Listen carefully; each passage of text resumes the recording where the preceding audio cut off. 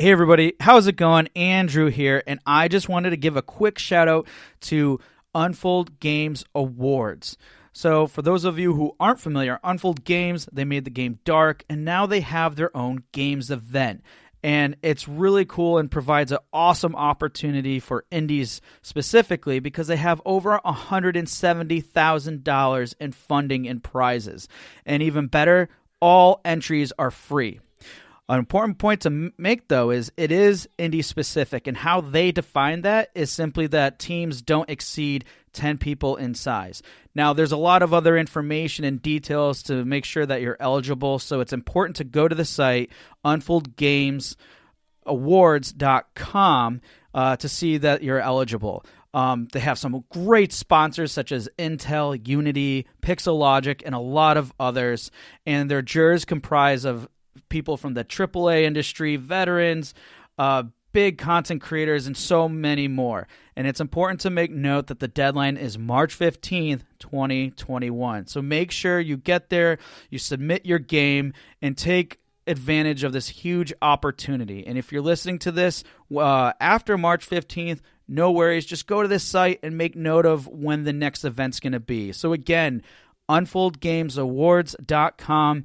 For all you indies out there, spread the word and go submit your games. All right, that's all I got. Let's get to the show. Hey, everybody, and welcome back to another episode of Indie Game Movement, the podcast that talks about the marketing and business of indie games. I'm Andrew Pappas. I'm going to be your host today, along with Mustapha Price, the show's producer, and this is episode 144, where we're going to be talking about Future Planning Part 2, involving collaborators as a smaller dev. Now, in a previous episode, Mustapha and I shared our own insight to the importance of future planning, but we wanted to dive further into this theme from the perspective of an established developer. So, in Future Planning Part 2, Chevy Ray of Happy Ray Games, the developer of Ikenfelll, shares what it's like being a smaller dev, the importance of maintaining a clear vision, and how having the right collaborative team can make an impact on your project's final result. So that's what we're going to be talking about right here today on Indie Game Movement.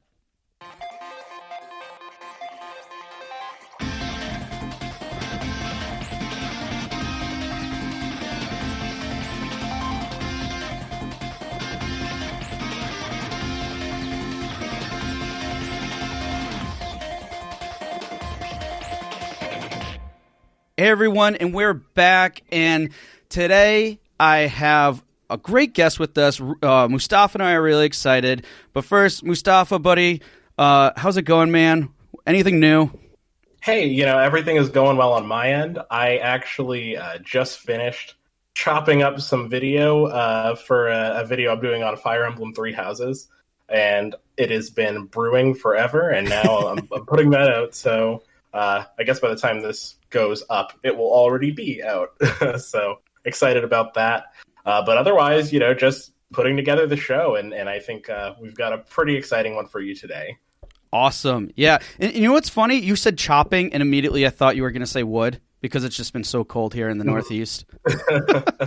Yeah, I'll admit that's a little bit out of my skill set. Don't want to give any false hope on that front, but... All right, yeah. And also without further ado, I also want to introduce our great guest today, which is Chevy from Happy Ray Games, the creator of Ikenfelll. Chevy, how's it going, man? Thank you so much for being on the show. Yeah, thanks for having me on the show, Andrew and Mustapha. Yeah, it's really nice to be on here, and yeah, I'm the co-creator of Ikenfelll. I did a lot of the work, but just want to clarify that it was a bunch of us. Yeah, definitely. It's always a big collaborative effort, in most cases when it comes to game development and everything else. So what I'd love for you to do is just give a brief moment about a little bit more detail about what you do for Happy Ray Games and such, and also after that, just give us a little insight to what you do in your personal life in terms of hobbies or anything along that line. To keep this shorter, let's talk about the things I don't do for Happy Ray Games. All right, perfect. That'll be a lot faster. I don't do the audio. I don't do the music. I don't do marketing or publishing work. and I don't do really do like professional grade Q&A. Everything else I do. I'm the coder, the artist, the designer. I run the company. I handle a lot of the business stuff from at least from the the company, and anything that our publisher Humble Bundle doesn't handle for me, I have to do. I have to sign off on everything. I have to review everything that goes into the game, everything that gets taken out of the game. I need to put in audio and music that's sent to me by those teams. Yeah, just I just do everything. Kind of classic, like not solo indie, but I was a solo indie, so I still have all that in my DNA. Just doing as much as possible and just being kind of like multifaceted. And yeah, that's kind of my thing. I have a lot of hobbies. I do a lot of things. Actually, didn't really play games that much until like after Ikenfelll came out, and now I've just been like trying to catch up on the amazing games that came out like the last 5 years. I'm so far behind, and there's so many good games. So I do play games a little bit more now, but I'm like a serial walker. Like I walk. I walk everywhere. When I'm in a new neighborhood, I learn like where every bush is, which people have cats that I can go see in their windows. Like I know neighborhood people. A lot of that. I also ride my bike a lot, so I kind of like getting around and getting out a lot and seeing scenery. I like playing tennis. I'm really obsessed with cooking over the last few years. Nice. It's something I've picked up. I really, really enjoy cooking. I love being in the kitchen. It's one of my favorite places to be. I'll put on podcasts or audiobooks and I'll just hum and, put away and try out new things and fail and succeed. Wow, that's awesome. But yeah, and I'm a social person. I'm a socialite. I love hanging out with people. I love big groups. Very outgoing, that sort of thing. One of those people, like it or hate it. Nice. Well, I hope that you found other ways to still maintain that in light of the whole pandemic and everything, and I'm sure it just sounds like you probably have. Yeah, we have weekly, twice a week movie nights with different groups of friends. We have Saturday or Sunday poker with a regular group we play, where we all get online and play online poker, just not for money, just for funds. Yeah. And we had a big party at one point, a big huge Discord party where someone made a bunch of different like channels, and there was like a fireplace channel where there was like a stream of fireplace going. There was like a Disneyland tour and stuff, and you could just kind of see who was hanging out which channels and just go chill with them. It was surprisingly really awesome party. Like I was like, this isn't the same, but this is the best COVID party I've ever been in. Yeah, and occasionally going on like distance walks with a couple people outside, because there's a lot of beautiful walks in Vancouver where I'm from. So yeah, I've been okay, but like everyone else, it's wearing on me. I'm pretty much ready for it to be over. Yeah.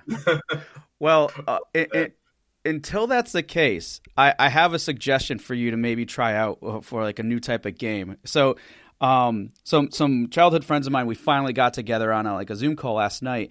And one of them, we were just sharing like what games we play, and one of them was saying, what is it, GeoGuessr. And basically all it does is it throws you in the middle of nowhere on a Google Maps, and you can determine like, is it going to be North America? Is it the whole world? And you have to determine where you are based off of like clues from like the type of foliage or certain signs and things like that. And I am now completely addicted and hooked to this, and so are like the rest of us. So.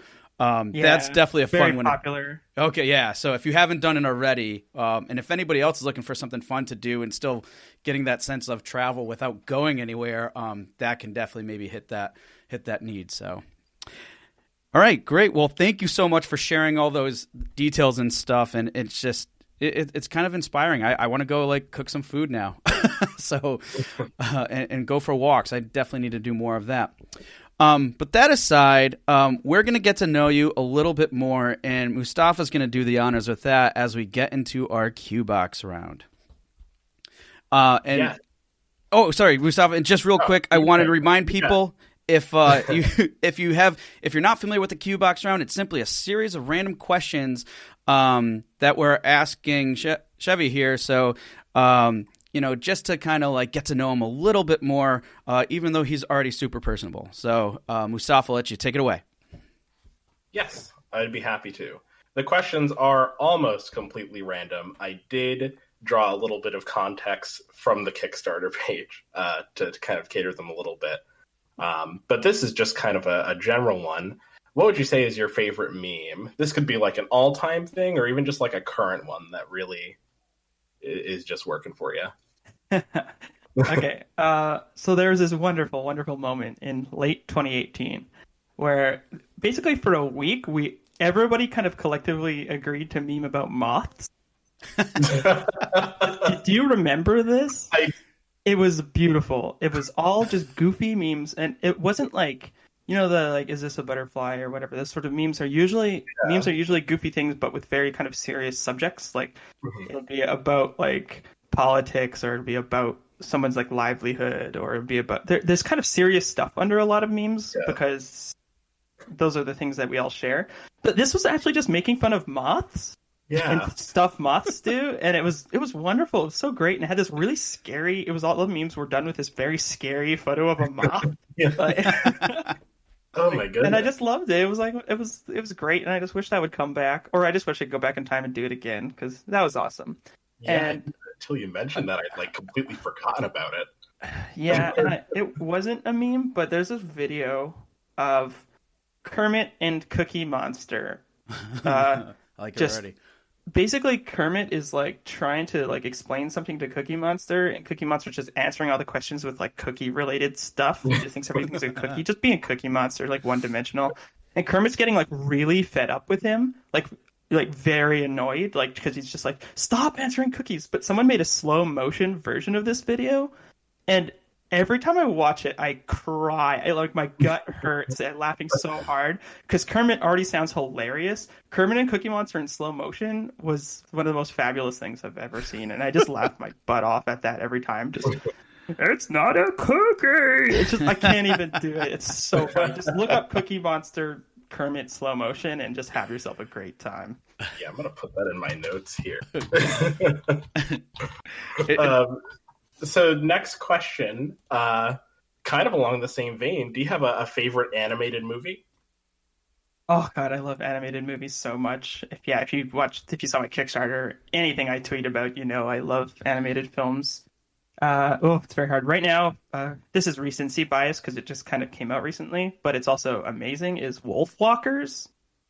By Cartoon Saloon. They did like Song of the Sea, which is one of my runner-ups, and they did Secret of Kells. Wolfwalkers is incredible. Just watch it. Is that on Apple? Watch the trailer. I don't know where it's at. I think we maybe just rented it through like Apple or something. G-Kids might be distributing it. I'm not 100% sure. Their movies can sometimes be hard to get. But check in all the places that you watch movies, and hopefully you can find it. It's very good. Just watch the trailer and you'll be like, wow, I want to watch this now. My runner-ups are Spider-Verse, Promare, Mononoke Hime, Long Way North, and also, like I mentioned, Song of the Sea, which is another movie by Cartoon Saloon and their collaborators. Mm-hmm. Yeah, that's certainly an excellent selection. Spider-Verse is certainly a standout for me. I'm a big Spider-Man guy, and that so movie good. It's just so good. Out of the water. Now, what would you say? Maybe not your favorite, but what do you think is like the best musical instrument? If there's any like possible way to measure that, this is a little bit of a random one. Yeah, if you play Ikenfelll, you might be surprised by the fact that I'm pretty music illiterate. Like surprisingly music illiterate. I think a lot of people are, but when you play Ikenfelll, you'd think I wasn't. But I just worked with people who really compensated a lot for that. I'm gonna kind of give the easy answer and say I really like piano / keyboards a lot. It's just it's got so much variety and potential in it. But everything in the violin family is just wonderful. Just the sound and the skill required to play those. And when you see someone like a master at one of those playing, you're just like marvel. You're just like, I will never be that good. And it's like when you watch someone doing like acrobatics in the Olympics, you're like, wow, they're not even the same creature as I am. Like it's like when Superman came to Earth and he could fly and stuff. Like that's what it feels like to me. I'm just like, wow, what alien planet did you come from? You fantastic marvel. And then I'll just give like a little shout out to acoustic guitar, the instrument of my childhood and the sound of